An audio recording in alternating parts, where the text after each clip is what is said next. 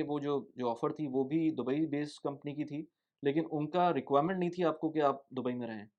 हाँ। वो आप अभी अपने हाँ, अपने तो मैं रिमोट रहता हूँ। देखिए रिक्वायरमेंट ऐसी होती है दुबई में, मैं आपको क्लियरली बता दूँ कि दुबई में अगर आपको टैक्स रेज़िडेंट बनना है और अगर आप वर्क फ्रॉम होम कर रहे हो, रिमोट कर रहे हो या फ्रीलांसर हो या आप ऑनलाइन काम करते हो, तो यहाँ पे आप 90 डेज़ रहो और फिर वर्ल्ड में आप किसी भी कंट्री में रहो, तो ये आप टैक्स फ्री हो जाते हो, फिर आपको टैक्स देने की ज़रूरत नहीं और आप दुबई के रेज़िडेंट कंसिडर होगे।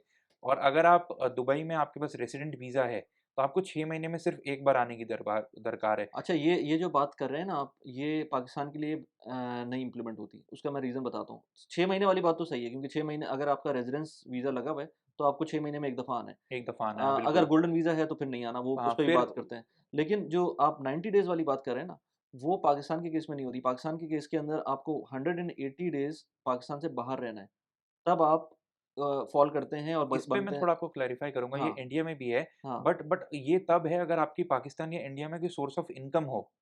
अगर आपने दुबई में या मान लो गल्फ़ में कहीं पैसे कमाए और वो पैसे आप पाकिस्तान या इंडिया नहीं लेके जा रहे हो, आपने नहीं, दुबई के लेकिन पैसे आपको वो दुबई में रखे। लेकिन वो आपको अगर correct me if I am wrong, लेकिन वो आपको डिक्लेयर करने पड़ेंगे और उसपे टैक्स भी देना पड़ेगा, क्योंकि आप पाकिस्तानी रेज़िडेंट हैं।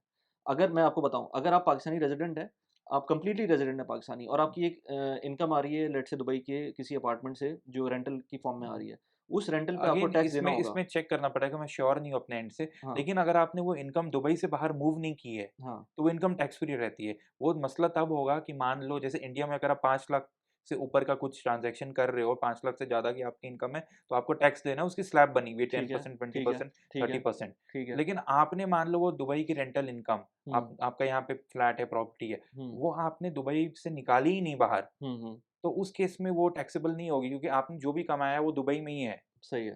तो सही तो है, मेरी ये सोच ये है कि आपने अगर इंडिया पाकिस्तान में रहते हो आपको मुश्किल से 10-20 हज़ार की ज़रूरत होगी, हुँ, मिनिमम अमाउंट जो टैक्सेबल नहीं है। 5 लाख तक इंडिया में टैक्सेबल नहीं है, जो आपके बेसिक खर्चे निकल जाएँगे।